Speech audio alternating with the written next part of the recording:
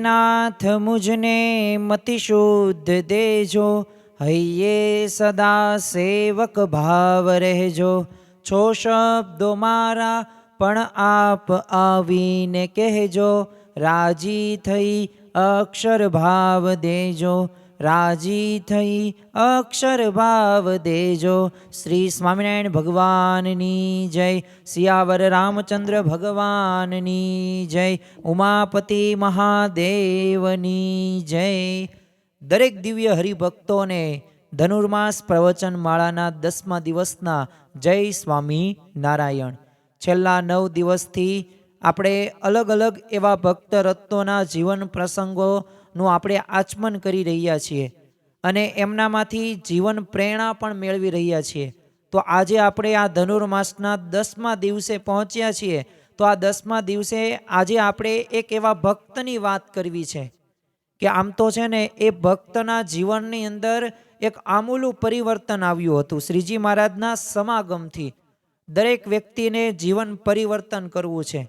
તો આ વાવડિયાના ઓકા ખાચરના જીવનની અંદર એમનું પૂર્વે આપણે વૃત્તાંત પણ જોશું અને પછી શ્રીજી મહારાજનો સમાગમ કર્યા બાદ એમના જીવનમાં કેવું કેવું પરિવર્તન આવ્યું। જો આમ તો આપણે બધાય સેવા કરતા હોઈએ છીએ, પણ આપણે સેવા કઈ રીતે કરતા હોઈએ? મન ફાવે તેવી સેવા કરીએ। આપણા મનને ગમે, એક દેહિક રીતે આપણને શાંતિ મળે, આપણે એવી સેવા કરીએ છીએ। પણ આજે આપણે આ જીવન પ્રસંગો સાંભળીને, ઉકા ખાચરના પ્રસંગો સાંભળીને આપણે ખરેખર એ કેવી રીતે સેવા કરવી જોઈએ અને નાનામાં નાની પણ સેવા એ કરવાથી એ કેવી વાસના ટળી શકે છે એના પ્રસંગો આપણે જોવાના છીએ। સાથે સાથે એક સંબંધનો પણ મહિમા, એક મંદિરના ધણી થવું, આવા વિવિધ પ્રસંગો દ્વારા। કારણ કે શા માટે મહારાજે વચનામૃતની અંદર આમની સમજણ વખાણી છે, તો એ વચનામૃતનો પણ આપણે સંદર્ભ જોશું અને એક છેલ્લે એક નિષ્કર્ષ ઉપર આપણે આવીશું કે ખરેખર આ વાવડિયાના ઉકા ખાચરના જીવન પ્રસંગો દ્વારા અમને અનહદ એક લાગણી તો અનુભવી, પણ સાથે સાથે એવા ભાવો સાથે અમે અમારા જીવનની અંદર પણ પાલન કરવાની કોશિશ કરીશું। સૌ પ્રથમ તો આપણે એમનો વૃત્તાંત જોઈએ। પોતે એક ઉકા ખાચર, પોતે સૌરાષ્ટ્રના તે વાવડિયા નામના એક નાનકડા ગામની અંદર પોતે ગરાસદાર હતા। હવે એમના જીવનની અંદર કેવી પરિસ્થિતિ આવે છે? શરૂઆતની અંદર તો પોતે ભક્તિ માર્ગની અંદર આગળ વધેલા નહીં, એટલે દુર્જનોનો કુસંગથી, અને જો ગુજરાતીની અંદર પણ આપણે ઘણી બધી વખત એક કહેવત આપણે વારંવાર સાંભળીશ અને આપણે એ સાંભળવી પણ જોઈએ કે સંગ તેવો રંગ। જેવા સંઘની અંદર તમારો ઉછેર થાય એવા સંઘ તમને એવા ગુણો આવે। એ પછી સારા સંઘ હોય તો સારા ગુણો આવે, ખરાબ ગુણો હોય તો ખરાબ તમારામાં પણ ગુણો આવે।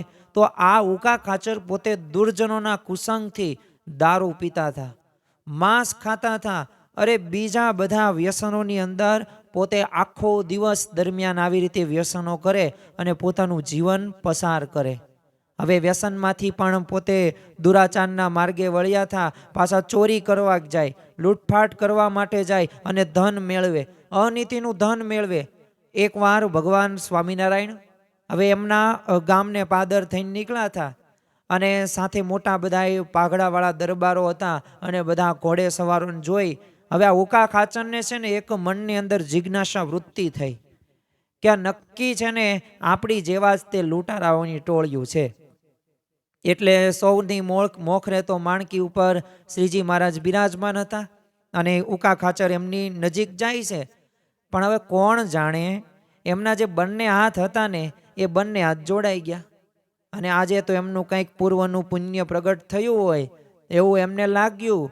એટલે શ્રીજી મહારાજે એમની આંખોમાં આંખો પોરવીને કીધું કે ઉકા ખાચર ગઢપુર ચાલો। હવે શ્રીજી મહારાજને એમનું નામ પણ ખબર નહોતી। ઉકા ખાચરને પણ એ જ વિચાર થયો, એ જ પ્રશ્ન થયો કે આમને મારું નામ કઈ રીતે કીધું અને મને ગઢપુર જવાનું કેસ, પણ કાંઈ પણ ઓળખાય નહીં, કાંઈ પણ પરિચય નહીં। પણ છતાં પણ જો એ ભવની પ્રીત હતી એટલે એ તો નામ તો કીધું મહારાજે। ઉકા ખાચરને થયું કે આ તો ગઢડાવાળા સ્વામિનારાયણ લાગે છે, આમનું નામ તો મેં સાંભળ્યું છે, આજે મેં દર્શન કર્યા, એટલે એમને છે ને શ્રીજી મહારાજને ના ન પાડી। જો શ્રીજી મહારાજે શિક્ષાપત્રીની અંદર કહ્યું છે કે ધર્મ સંબંધિત જે કામ હોય ને એ તત્કાળ કરવું, એની અંદર બહુ બુદ્ધિ વાપરવી નહીં, એમાં બહુ તર્ક વાપરવી નહીં. અને આ ઉકા ખાચરને ના ન પાડી શક્યા એટલે એમને કહ્યું કે ચાલો હું આવું. હવે ઘરે જઈને પોતાની પત્નીને આ બધી વાત કરી, પણ એની પત્ની હતી એ પણ મુમુક્ષુબાઈ હતી. અને જે મુમુક્ષુતા હોય ને એ આપણને દેખાય આવે. એ પછી પતિ હોય કે પત્ની હોય કે બાળકો હોય કે આપણા દાદા હોય કે દાદી હોય, એ જેના જીવનની અંદર એ ભગવાનની પ્રાપ્તિનો જેને કેફ હોય ને, એ મેળવવાની એને જિજ્ઞાસા વૃત્તિ હોય ને, એ કોઈ દિવસ એ આધ્યાત્મિક માર્ગે જે વ્યક્તિ આગળ વધતા હોય ને એને કોઈ ના ન પાડે. એટલે એની પત્નીએ કહ્યું કે જાઓ તમે તમારું કંઈક જીવન એ કંઈક સુધારા ઉપર લઈ જાઓ, એવો મનની અંદર વિચાર કરીને પોતે એ જાય છે. એટલે ઉકા ખાચરને રાજી ખુશીથી રજા આપી, કારણ કે એમનું જીવન હવે કંઈક નવે અવતારે જ શરૂ થયેલું છે. ઉકા ખાચર તો પછી ગઢપુરની અંદર આવે છે અને રાત દિવસ મનમાં છે ને સંસાર સંબંધી વિચારો આમ ઘોળાય કરે, જાત જાતના સંકલ્પો મનની અંદર ઉઠે. એકવાર તો છે ને એમને શ્રીજી મહારાજ પાસે જઈને કીધું, મહારાજ હજી મારા મનમાં ઘણો મેલ છે ને ટળતો નથી. આપણા જીવનમાં પણ આ જ પ્રશ્ન છે ને કે આપણે ઘણી બધી વખત સેવાઓ કરીએ છીએ, કથા વાર્તા સાંભળીએ છીએ, પણ કેમ આપણા જીવનમાં સુધારો નથી થતો? એ આધ્યાત્મિક એ માર્ગની અંદર જે આપણને શાંતિનું જે સુખ મળવાનું છે એ કેમ નથી મળતું? હું તો નિત્ય પૂજા પણ કરું છું, એ નિત્ય દેવના દર્શન કરવા માટે મંદિરે પણ જાઉં છું, પણ શા માટે મને હજી ખાલીપો અનુભવાય છે અને આ સંકલ્પો વિકલ્પો તો ટળતા જ નથી? ત્યારે મહારાજે કહ્યું કે આ લ્યો માળા, અને મારી મૂર્તિનું તમે સ્મરણ કરીને સવારે નિત્ય માળા ફેરવજો. અને માળા લઈને શ્રીજી મહારાજની મૂર્તિમાં મન પરોવીને એકાગ્ર થયા. પણ છતાં છે ને વચ્ચે વચ્ચે એમને સંકલ્પોની તો છે ને વણઝાર ચાલતી જ હતી. એટલે એમને શ્રીજી મહારાજને વાત કરી, એટલે શ્રીજી મહારાજે એમને કીધું કે જો મન રહ્યું ને એ માકડા જેવું છે, એને વશ કરવું છે ને અઘરું છે, પણ છતાં તમે પ્રયત્ન કરશો તો તે વશ થઈ જશે. અને વાત પણ સાચી જ છે. સદગુરુ નિષ્કાન સ્વામીએ એક મનગંજન નામનો એક ગ્રંથ લખ્યો છે. આ ગ્રંથની અંદર 188 એ કડીઓ આપવામાં આવી છે, કહેતા કે સાખીઓ આપવામાં આવેલી છે. અને આ 188 કડીઓની અંદર બે પ્રકારના મનની વાત એ સદગુરુ નિષ્કાન સ્વામી કહે છે. આ સદગુરુ નિષ્કાન સ્વામી એટલે પોતે ત્યાગ અને વૈરાગ્યની મૂર્તિ સમાન, જેમણે 22 કરતાં વધુ ગ્રંથો લખ્યા છે એવા સદગુરુ નિષ્કાન સ્વામી એ મનના બે વિભાગ પાડે છે. એક મન છે પરતક મન અને બીજું મન છે નિજ મન. હવે આપણને પાછો નવો પ્રશ્ન થાય કે આ પરતક મનને નિજ મન શા માટે સમજવું જોઈએ અને આ ઉકા ખાચરને કઈ રીતે લાગુ પડે? જો મહારાજે મનની વાસ્તવિકતા વિશે વાત કરી છે. મહારાજે પ્રથમ વાક્ય શું કહ્યું કે આ મન રહ્યું ને માકડા જેવું છે. હવે માકડો હોય ને એક જગ્યાએ પોતે ઊભો ન રહે, ઓલા વાંદરા હોય ને વૈકુંઠમાં નો પોતે હખણા રહે, એની જેવી વાત થઈ. નાના બાળક હોય ને ચંચળ હોય, એને તમે ગમે એટલો સ્થિર રાખવા માટે પ્રયત્ન કરો ને તોય પોતાની ચંચળતા દેખાઈ જ આવે આપણને. એ પોતે કંઈક ને કંઈક એને તમે ગમે એટલું સારી સલાહ આપો, એને તમે પ્રેરણાદાયી વાત કરો, એને તમે વાર્તા કહેતા હોય ને તોય પોતે સ્થિરથી સાંભળી ન શકે. તો એવું આ મનની એક વાસ્તવિકતા વિશે વાત અહીંયા મનોગંજનની અંદર સદગુરુ નિષ્કાન સ્વામી કરે છે. એ એક નિજ મન છે. નિજ મન એટલે શું? તો સદગુરુ નિષ્કાન સ્વામી કહે છે કે એ સત્સંગી મન છે, જેની અંદર બધું સકારાત્મક વિચારો જ આવે છે. બીજા મન એટલે પરતક મન, જે પરતક મન સામાન્ય રીતે પોતે હરામી મન છે, જેને નકારાત્મક જ વિચારો આવે છે અને જે ભગવાન અને સંત જે આજ્ઞા કરે ને એનું વિરુદ્ધ જ ચાલે છે. અને કેવા આપણા સ્વભાવો છે. એક ગામની અંદર છે ને એક પતિ પત્ની રહેતા હતા. તો એમાં એની પત્નીનો સ્વભાવ કેવો કે એનો પતિ જેમ કે ને એનાથી વિરુદ્ધ જ કામ કરવાનું, સીધું કામ કરવાનું જ નહીં. પતિ એમ કે ને કે મને તું દૂધ આપને, તો ઓલી પાણી આપે. પછી પતિ એમ કે ને કે ચાલ આજ બહાર જવું છે ને ફરવા, તો પત્ની હું એમ કે નથી જવું આજ. તો પછી પતિ એમ કે ના ફરવા નથી જવું, તો પત્ની શું કે હાલો આજ ફરવા જવું જ છે, નકર જમવાનું નહીં બનાવી દઉં. મૂળ ગમે તે બાબતોની અંદર ઊંધું જ હાલવાનું, સીધું હાલવાનું જ નહીં. આવો એનો સ્વભાવ. એટલે એક વખત છે ને ગામની અંદર પૂર આવ્યું, એટલે સ્વાભાવિક રીતે પૂરની અંદર તો પાણી વધુ આવી જાય, એટલે બચવા માટે બધા ઊંચા વિસ્તારો ઉપર બધા ગયા. તો એમાં આ જે પતિની જે બોલી પત્ની હતી ને એનાથી પગ લપસ્યો અને એ પોતે પાણીની અંદર પ્રવાહમાં ગઈ. તો એમાં ભગવાનના સદભાગ્યના નસીબ જે કયો એ એક છે ને લાકડું ઠૂઠું હતું ને પકડી રાખ્યું. તે એનો પતિ કે એ ફરખી રીતના પકડજો નકર પડી જાય. તે પત્ની તો ઊંધો જ સ્વભાવ હતો, એક લે આ મૂક્યું અને ગઈ પાણીમાં તણાઈને મરી ગઈ. આવા સ્વભાવ આપણા હોય છે. તો આવું મન છે ને એ પરતક મન છે કે જે પોતે વિરુદ્ધ જ ચાલે છે. એને ભગવાનના માર્ગે ચાલવું જ નથી. એને મંદિરે જવાનું કયો તો એ મંદિર જવાની જગ્યાએ બે કામ એને મગજમાં ફિટ કરી નાખે. જો મંદિર જશ ને તો 15-20 મિનિટ બગડશે, એની જગ્યાએ આ કામ કરીશ ને તો પણ મને આમાંથી પૈસા મળશે, આ કરું, આરામ કરું, ફોન જોઈ લઉં. હવે આવું બધું છે ને પરતક મન કરે છે. આહાર શુદ્ધિની અંદર આવું જ કરે છે. સાંભળવામાં, બોલવામાં, સ્પર્શમાં, કહેવામાં બધાની અંદર આ પરતક મન પોતાનો રોલ ભજવે છે.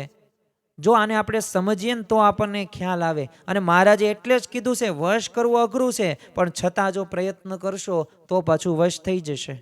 ઘણા બધા એવા હરિભક્તોના અનુભવો છે અને ઘણા બધા એવા વ્યક્તિઓ પણ છે. તમે વિદ્યાર્થીઓ છે ત્યાં તમે એને ફોન દો તો ફોન ન જોવે, જો મન ઉપર એને વિજય પ્રાપ્ત કરી નાખ્યો.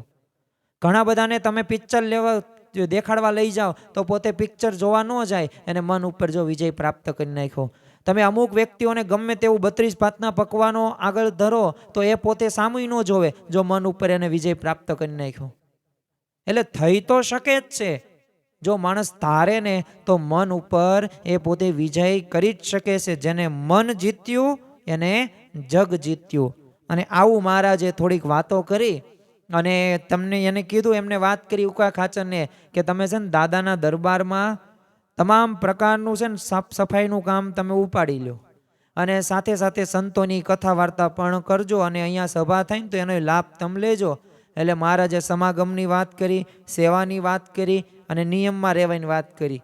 અને ઉકા ખાચરે તો શ્રીજી મહારાજની આજ્ઞા હતી એ પોતે માથે ચડાવે છે અને શ્રીજી મહારાજને પ્રસન્ન કરવા માટે પોતાનું જે મન ગમતું હતું ને આ મન ગમતું મૂકીને એ દાદા ખાચરના દરબારની અંદર પોતે સાફ સફાઈની સેવામાં જોડાઈ ગયા. જેને જેને પણ મન ગમતું મૂક્યું છે ને હરિનું ગમતું કર્યું છે ને એ હરિની પ્રાપ્તિ થઈ જ છે, ભગવાનની એને પ્રાપ્તિ થઈ જ છે. અને થોડા જ સમય પછી શ્રીજી મહારાજે એમને કીધું કે ઉકા ખાચર, સફાઈમાં તમે એકલા પહોંચી ન વળતા હોય ને તો તમારા પત્નીને પણ અહીંયા તેડાવી લો અને બંને સાથે મળીને તેમ સેવા કરજો. એટલે ઉકા ખાચરે પોતાની પત્નીને ગઢડા તેડાવી લીધા અને થોડી જમીન હતી તો એમના ભાઈઓને વાવવા આપી દીધેલી અને પોતે આવે છે સમાગમ કરવા માટે અને સેવા કરવા માટે.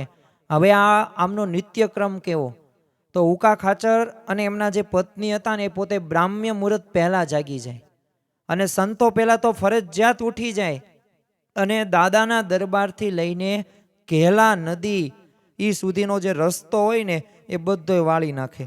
સંતો સ્નાન કરવા નદીએ જાય ને ત્યારે કોઈને પણ કાંકરી પણ વાગે નહીં અને આખો દરબાર સાફ કરે. અને થોડાક દિવસ સુધી તો એ સંતો અને ભક્તોને પણ આશ્ચર્ય થયો કે આ કોણ વાળતું હશે, આ કોણ સેવા કરતું હશે. પણ જો ઉકા ખાચરને એમના ધર્મપત્નીને લેશ માત્ર પણ એ પોતે કોઈક વખાણ કરે એની કોઈ અપેક્ષા નહીં. બસ એમને તો એક જ મારે ભગવાનને રાજી કરવા છે અને આ પ્રકારની જીવન ભાવના સાથે પોતે સેવા કરે અને ખરેખર આખો દરબાર સાફ કરે એ રીતે કરે, બહાર રસ્તા પણ કરે અને લીપણના પણ ઓરડા હોય ને તો એમની ધર્મપત્ની મહિને ઓરડા ઓસરીને આ બધું લીપી નાખે અને દરબારમાં નાના મોટા બધાયના કપડાં ધોવે, માંદા સંતોના મળમૂત્ર સાફ કરે. આ બહુ તે આપણને ખિન્ન ચડી જાય ને, સુગ ચડી જાય ને એવી સેવા છે.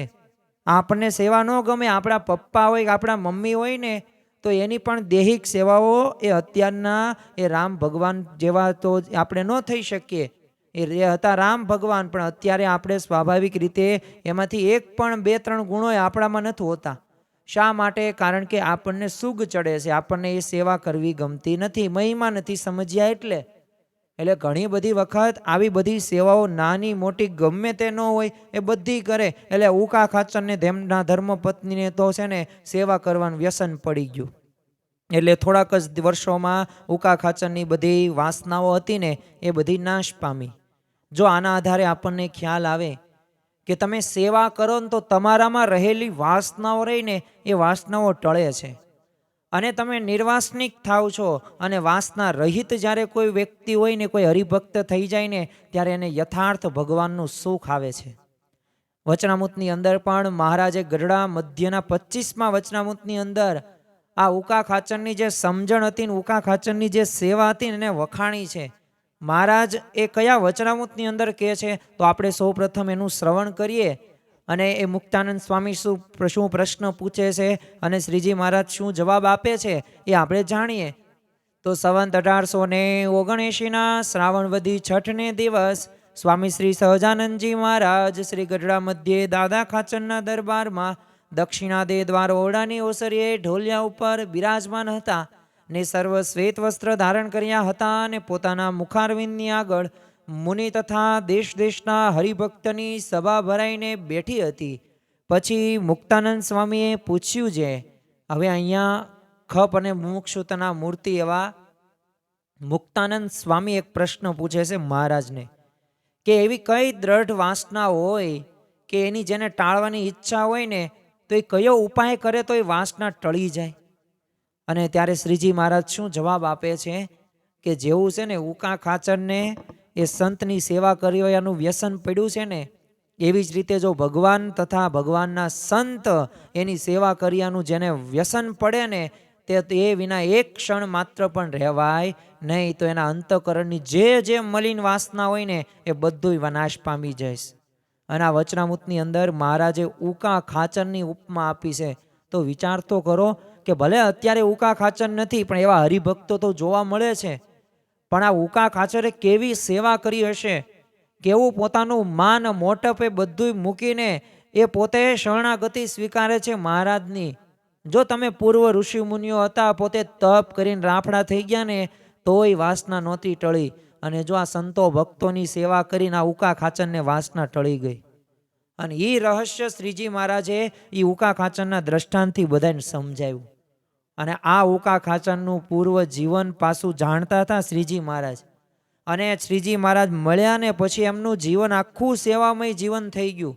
અને ખરેખર જે ઉકા ખાચરની બધી મલિન વાસનાઓ હતી ને આ બધી બળીને ખાક થઈ ગઈ. તો જો આપણે પણ સેવા કરવાનું વ્યસન પાડવું જોઈએ. મનથી કરીએ, તનથી કરીએ, ધનથી કરીએ, પણ જે રીતે સેવા થતી હોય ને એ રીતે આપણે સેવા કરીએ, જેથી ભગવાન અને સંતને આપણે રાજી કરી શકીએ.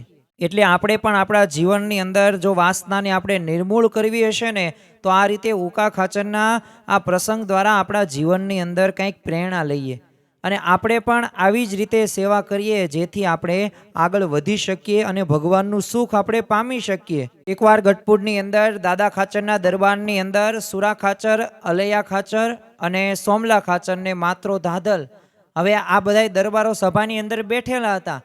એટલે શ્રીજી મહારાજે તો બધાના પૂર્વે જીવનની બધી વાતો કરાવેલી, એટલે એમણે ત્યાં દૂર બેઠેલા છે ને ઉકા ખાચરને પણ પૂછ્યું કે ઉકા ખાચર, તમે ક્યારેય લૂંટ કરવા ગયેલા ખરા? તો ઉકા ખાચર કે હા મહારાજ, ઘણી વાર ગયેલા.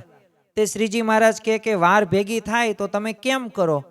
એટલે ઉકા ખાચરે કીધું, કરે શું વળી, બરછી તોડીને ફરી વળીએ અને કહીએ ભણે આવ તાણી માસે, અને એમ કહીને એવું ભૂંડું બોલ્યા તે એટલામાં તે ત્યાં એક છે ને માતેલો સાંઢ આવી પહોંચ્યો, અને ઉકા ખાચરને પાછળથી માથું મારીને પાડી દીધા.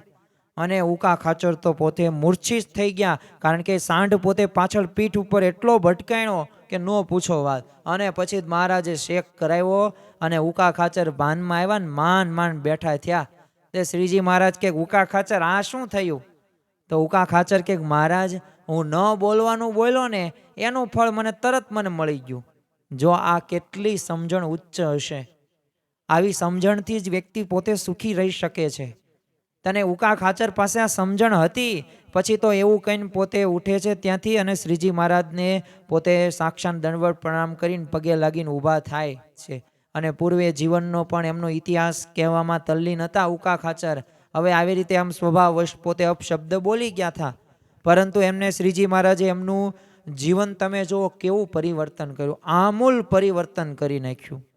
અને તરત પાછું અંતરદ્રષ્ટિ કરી દીધી અને પોતાનો અવિવેક બદલ પાછી શ્રીજી મહારાજ પાસે ક્ષમા પણ માગી લીધી.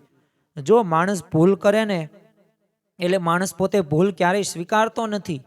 આજે પોતાની ભૂલો સાબિત કરવા માટે માણસ કેવો મથે છે. પોતાને પણ ખબર જ છે કે હું ખોટો જ છું, પણ ખોટો હોવા છતાં પણ સામેવાળા વ્યક્તિને એ હદ સુધી એવું પોતે બોલે છે ખોટું કે સામેવાળા વ્યક્તિને એમ લાગે કે ના ના આની વાત તો સાચી છે.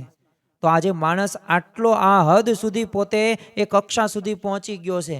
પરંતુ તમે ઉકા ખાચર સામે જોવો, આ સ્વામિનારાયણ ભગવાનના એ ભક્ત રત્નો સામે જોવો તો આપણને ખ્યાલ આવે કે ભૂલ થઈ ગઈ, ઇટ્સ ઓકે. શું ભાઈ ભૂલ કરી, ચાલો હવે શું થશે, આ અંતરદ્રષ્ટિ કરે અને પછી ભગવાનના શરણે પોતે માફી માંગવા માટે જાય. તો જો આ ભક્ત રત્નો આવા હતા અને અત્યારે પણ આવા ભક્તો જોવા મળે છે.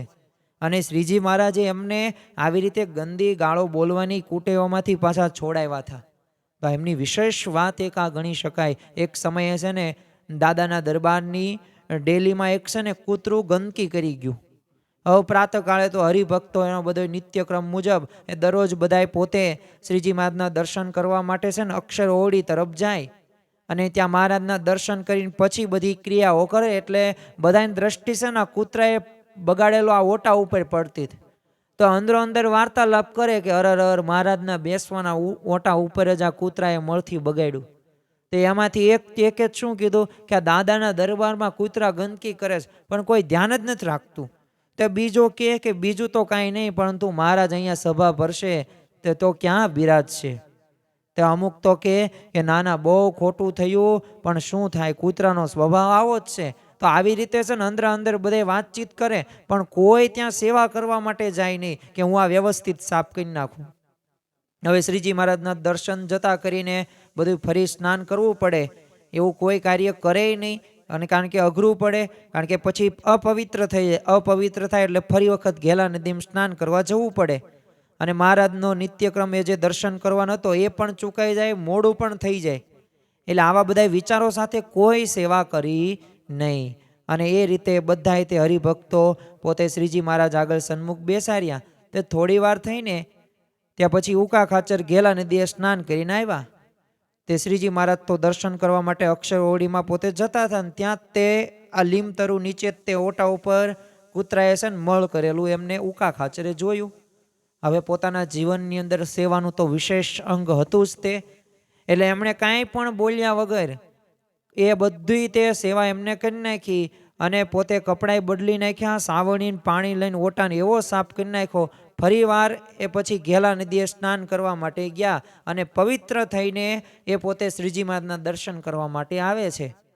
તે શ્રીજી મહારાજે એમને પૂછ્યું, કારણ કે આજે મોડું થયું એમનાથી, કે ઉકા ખાચર તમે રોજ તો વહેલા આવો છો તો આજે કેમ મોડું થયું, સૂર્યવંશી તો નથી થઈ ગયા ને.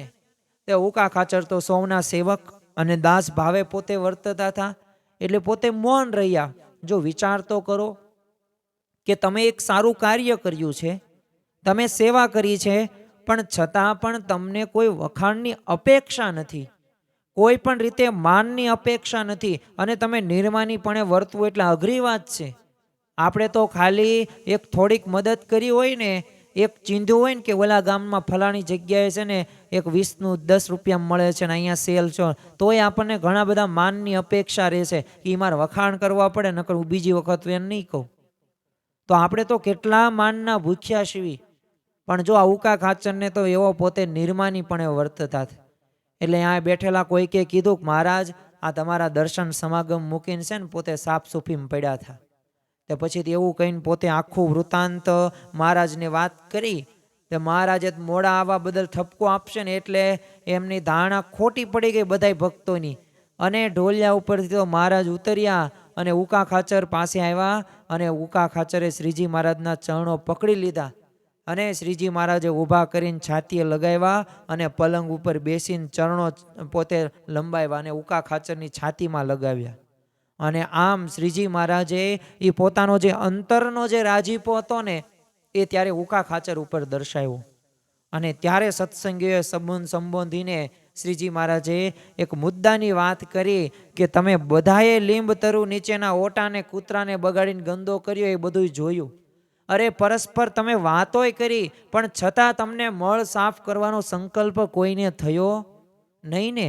પરંતુ જો આ ઉકા ખાચરની જેમ જેને અમારું મહાત્મ્ય સમજાઈ ગયું હોય ને, તથા સેવાનું અંગ હોય ને, એ આ સેવા કરી શકે. તો જો આપણે પણ આવું મહાત્મ્ય સમજવાનું છે. એકવાર શ્રીજી મહારાજ પોતે લક્ષ્મીવાડીએ પધાર્યા હતા, તો હવે બધા હરિભક્તો પણ શ્રીજી મહારાજના દર્શનનો લાભ લેવા માટે પહોંચી ગયા. તે દાદાના દરબારમાં છે ને રતનજીન, મિયાજીન, ઉકા ખાચર રોકાઈ ગયા. કારણ એક જ હતું કે શ્રીજી મહારાજ પાછા આવીને લીમતરુ નીચે સભા કરવાના હતા. એટલે આખો ચોક વાળી નાખ્યો એમને બધાએ, અને ઓટો સાફાઈ કરી નાખ્યો, અને મોદિયા હતા એ બધાએ પાથરી નાખ્યા. અને શ્રીજી મહારાજ માટે ગાદીન, તકિયાન, આ બધી પ્રકારની જે સાફ સફાઈ હતી, જે વ્યવસ્થિત રીતે સેટઅપ કરવાનું હતું, એ બધું તે એમને કરી દીધું. તે એવામાં શ્રીજી મહારાજ પછી પાછા પધાર્યા. તે એ વખતે છે ને શ્રીજી મહારાજે ને દંડવત પ્રણામ કરીને પોતે કહે છે, એટલે માણકી ઉપર બેઠા ને એટલે શ્રીજી મહારાજે કીધું કે જુઓ આ ઘરના ધણી આવ્યા.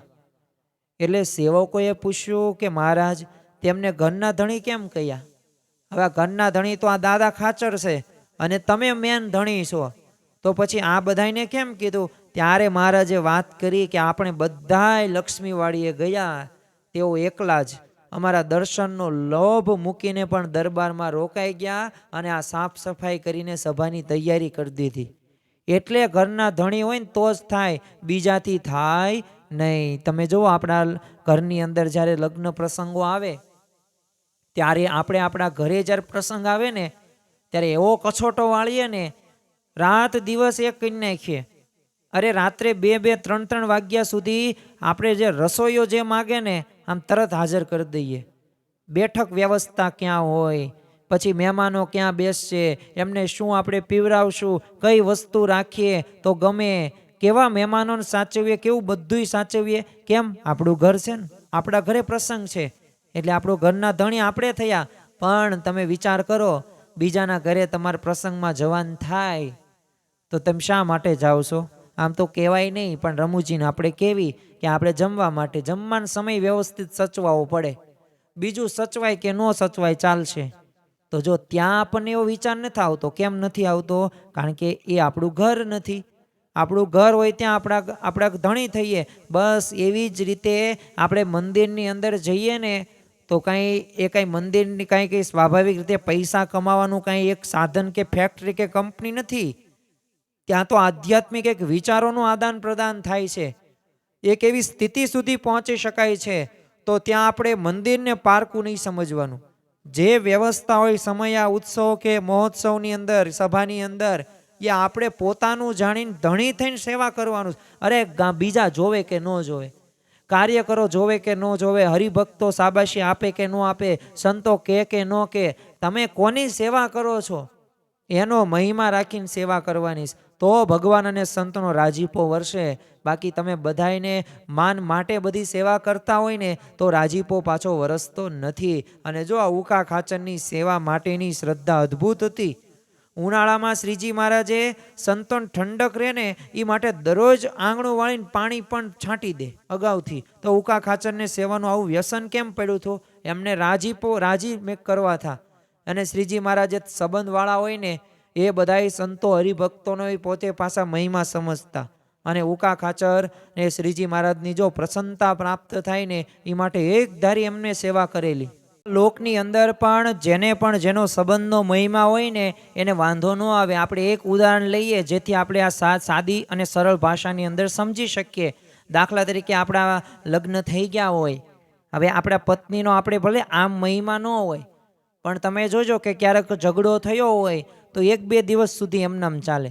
પછી કાંઈ વર્ષોના વર્ષો આખી જિંદગી ન રાખવાનો શરૂ, અને શરૂ રાખીએ ને તો આપણા જેવા મૂર્ખ કોઈ બીજા હોય ન શકે. ત્યાં આપણે સંબંધનો મહિમા રાખવાનો જ છે. જો ન્યા સુધારો નહીં કરીએ ને, તો પછી જમવાની અંદર એ સરકારી શાક, એ ગાંઠિયાનું શાક જ મળશે. એ પછી રોટલીની કે ભાખરીની અંદર મોણ આવે તે નોય આવે, પછી મિષ્ટાન થાય તે નોય થાય. પણ જો આપણને મહિમા છે કે જો ભાઈ સંબંધ, હવે તો આ ધર્મ પત્ની થયા, આ મારો પતિ છે, એટલે આમની સાથે જ મારી સારી રીતે જ રહેવું પડે. કોઈક શિક્ષક હોય સારા એવા, 20 વર્ષનો અનુભવ હોય, અને એ પોતે જે બોલે, જે ભણાવે, એ બધું યાદ આપણને રહી જાય. હવે ક્યારેક તમને એ ધોલ ઠાપણી મારે અથવા ફૂલપટ્ટી મારે, છતાં તમે એક સ્કૂલ મૂકવાનો વિચાર કરો, એ શિક્ષકને તરછોડવાનો વિચાર કરો? ન કરો. કેમ ન કરો? ખબર છે કે આ શિક્ષક જ તે સારું ભણાવે છે અને આ શિક્ષક જે કહે એ પ્રમાણે હું કરીશ તો મારા જીવનની અંદર હું મારા લક્ષ્ય સુધી પહોંચી શકીશ. તો જો એ મહિમા હોય ને તો વાંધો આવે નહીં. જો આવો મહિમા પણ આપણા શાસ્ત્રોની અંદર છે. શ્રીજી મહારાજે જો ઉદ્ધવજી ઉપર વારી ગયા છે અને ઉદ્ધવજી ભગવાનના ભક્તોને જે રીતે મહિમા સમજતા હતા ને તો મહારાજનો રાજીપો એમના ઉપર થયેલો. ઉદ્ધવજીએ જેવો શ્રીજી મહારાજનો રાજીપો પ્રાપ્ત કર્યો તો જો એવો રાજીપો આપણે પ્રાપ્ત કરવાનો છે. કારણ કે આપણા સત્સંગની અંદર આપણે જોડાઈએ છીએ અને ખરેખર એ આપણે સત્પુરુષના સંબંધના પામેલા જે સંતો ભક્તોનો હોય ને એ બધાનો મહિમા સમજવાનો છે. અને બધાય સંતો ભક્તો મારા કરતાં મોટા છે ને આવું સમજવાનું છે. હું તો બધાનો દાસ છું અને સત્સંગમાં હજુ કાંઈ હું સમજતો જ નથી. જો મહારાજે આપેલી આ સમજણ જો જીવનમાં દ્રઢ થઈ જાય ને તો કોઈ ભક્તનો આપણને અવગુણ ન આવે અને કોઈની સુખ પણ ન ચડે. અને અત્યારે આપણને એ સુખ નથી આવતું ને તો આપણે અભાવ ગુણની અંદર પડીએ છીએ. સંબંધનો મહિમા આપણે નથી રાખતા. યોગી બાપા કહેતા કે થાતા થાબડા જેવો હોય ને તોય તે એનો આપણે કોઈ પણ રીતે એનો અભાવ કે અવગુણ ન લેવો. ઉકા ખાચર પણ પોતે આવો જ તે પોતે સંબંધનો મહિમા સમજતા હતા. એકવાર છે ને શ્રીજી મહારાજે એમને કીધું કે ઉકા ખાચર સવારે તમે પૂજા કરો છો કે નહીં? આ પ્રશ્ન પૂછ્યો કે નાઈને પાસ પૂજા કરવાનો તેમ નિયમ રાખવો જોઈએ હો. તો ઉકા ખાચર કે મહારાજ પૂજા તો હું નિત્ય કરું જ છું. તે શ્રીજી મહારાજ હસતા હસતા કીધું અને જો એમને ખ્યાલ જ હતું પણ આ તો બધાય ભક્તોને ખ્યાલ આવે ને એ સંબંધિત એમને વાત કરી. બીજો પ્રશ્ન પૂછ્યો કે આ પૂજામાં તમે કેટલી મૂર્તિઓ રાખો છો? તે ઉકા ખાચર કે મહારાજ 500 મૂર્તિ પૂજામાં રાખું છું. વિચાર કરો 500 મૂર્તિઓ. તે શ્રીજી મહારાજે આશ્ચર્ય થયું એટલે એમને ફરી વખત પૂછ્યું કે તમને આ 500 મૂર્તિઓનું નામ આવડે છે? તે તરત એમને કીધું જો બધી મૂર્તિઓને કાંઈ મને નામ નથી આવડતા પણ જે મુખ્ય જે છે ને એમના નામો યાદ છે. તો મહારાજને આ વાતની અંદર વધુ રસ પડ્યો. ત્યાં મહારાજ કે બોલો તો હાલો તમને જે નામ આવડતા હોય ને એ અમને કયો. અને તે બોલતા ગયા ઉકા ખાચર કે મહારાજ મુક્તાનંદ સ્વામી, ગોપાનંદ સ્વામી, ગુણાતીતાનંદ સ્વામી, નિત્યાનંદ સ્વામી, બ્રહ્માનંદ સ્વામી. તો આવા સદગુરુ સંતોના નામ બધાએ બોલ્યા અને પછી કીધું આ બધી મારી પૂજા મૂર્તિઓ છે અને એમની હું પૂજા દરરોજ કરું. અને શ્રીજી મહારાજે આ મહિમા સમજણ હતી ને આ જોઈને અત્યંત પોતે પ્રસન્ન થઈ જાય. અને જો આ રીતે શ્રીજી મહારાજે રહસ્ય પણ સમજાવી દીધું કે એકલી ભગવાનની સેવા એ પૂજા કહેવાય અને ભગવાનની તેમના ભક્તો સાથેની પૂજા રહીને એ પૂજા નથી, મહાપૂજા કહેવાય છે. અને જો શ્રીજી મહારાજે એ સેવા એમના ભક્તો સાથે થાય ને એટલે જ તે શુદ્ધ ઉપાસનાનું રહસ્ય સમજાયું છે કે ભગવાન સાથે એ ભગવાનના ઉત્તમ એવા ભક્તની પણ ભક્તિ કરવી. એકવાર શ્રીજી મહારાજ સભાની અંદર પોતે કહેતા કે જે સેવા કરશે ને એને ભજનાનંદ સ્વામીની ગોળી ખાવી નહીં પડે. કેમ કે સેવાએ કરીને તો પૂર્વના પાપ પણ બળે છે. એમ શ્રીજી મહારાજે પછી આવું કહીને શ્રીજી મહારાજે ઉકા ખાચરના પણ વખાણ પોતે કરવા લાગ્યા. હવે આ ઉકા ખાચરના જેવી સેવા કોઈની નહીં. સવારે વહેલા ઉઠી લઘુ કરવામાં ખાળિયા ધુવે, આ મહારાજના શબ્દો છે. પછી મહારાજ કે માદા સાધુના પેટ છૂટી જાય તો મળ ભરેલા માટલા સીમાડે જઈને ઢોળી આવે. આ તમે એક સાંભળ્યું ને મેં તમને કીધું ને તોય આપણને આમ કેવું વિચિત્ર લાગે. અરે માંદા સાધુના કપડાં નદીએ ધોઈ આવે, ચોક વાળે, રસ્તો વાળે, નીચામાં નીચી સેવા કરે અને એમાં બપોર થઈ જાય ને તોય પાછા કંટાળે તો નહીં. સમયનું નહીં જોવાનું, સવારથી વહેલા જાગવાનું 8, 10, 12 કલાક અને પાછી દરરોજ આ જ સેવા કરવાની. વિચાર તો કરો, માણસ થાકી જાય, હતાશ થઈ જાય, નિરાશ થઈ જાય કે આ હું દરરોજ એન કરતાં કથા વાર્તા કરું, એન કરતાં હું આ થાળ બનાવું, આમાં સેવામાં જાઉં. કાંઈ પણ પોતાની તર્ક કે દલીલ નહીં. એક જ નિશાન કે મારે શ્રીજી મહારાજની આજ્ઞા એ શિર સાંટે પાળવીશ. આ જ્યારે આપણા હૃદયની અંદર જ્યારે આવી નિષ્ઠા પાકી થઈ જશે ને ત્યારે આપણે નાનામાં નાની સેવા કરવામાં પણ શરમ નહીં આવે, સંકોચ નહીં આવે. કારણ કે કેવા ભગવાનને કેવા ભક્તોની આપણે સેવા કરીએ છીએ. અને જો આ બધાય પૂર્વના સંસ્કારો યુક્ત બધાય મુમુક્ષુ છે. આ કોઈ સામાન્ય કોઈ ભક્તો કે સંતો નથી. કારણ કે તો જ આ સત્પુરુષ એ જે તે સમાગમ આપણને પ્રાપ્ત થાય, તો જ આ ઉપાસનાની અંદર પોતે આવી શકે. અને એમને શ્રીજી મહારાજે બધાને આવી રીતે મહિમા ઉકા ખાચરનો કીધો અને સેવાનો પણ મહિમા ત્યારે શ્રીજી મહારાજે વાત કરી. અને શ્રીજી મહારાજે ઘણીવાર આ ઉકા ખાચરને બોલાવીને પોતાના થાળની પ્રસાદી આપતા. તો જો આપણે પણ આવી સેવા કરશું ને તો હવે આપણને ભગવાનને સંત ક્યારે પ્રસાદી આપે છે? આપણે જ્યારે થાળ ધરાવીએ એ જે જ્યારે થાળ આપણે ધરાવ્યો ભગવાનને જમ્યા આરોગ્યા અને પછી જે આપણે એ થાળની જે પ્રસાદી લીધી ને આપણે શું સમજવાનું કે મહારાજે આપણને એ પ્રસાદી આપણને આપી. કારણ કે આપણે ભગવાનના એ ચરણોની અંદર ભગવાનને આપણે એ થાળ ધરાવ્યો છે એટલે એ ભોજન નથી, એ અન્ન નથી, પણ એ પ્રસાદ થઈ ગયો. અને આ પ્રસાદ આપણને દરરોજ મળે, પણ જો પાછું આ પ્રકારની લાયકાતો આપણે કેળવવાની છે. આવી સેવા કરવાનું વ્યસન આપણે પાળવાનું છે તો આપણને આ મળશે.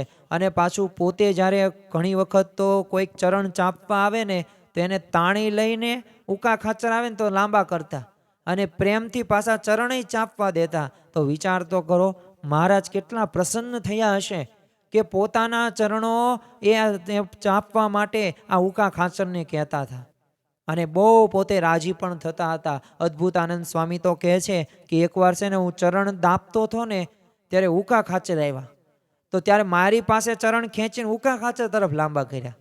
વિચાર તો કરો, સંત કરતાં પણ વિશેષ મહિમા આ ઉકા ખાચરનો શ્રીજી મહારાજને હતો.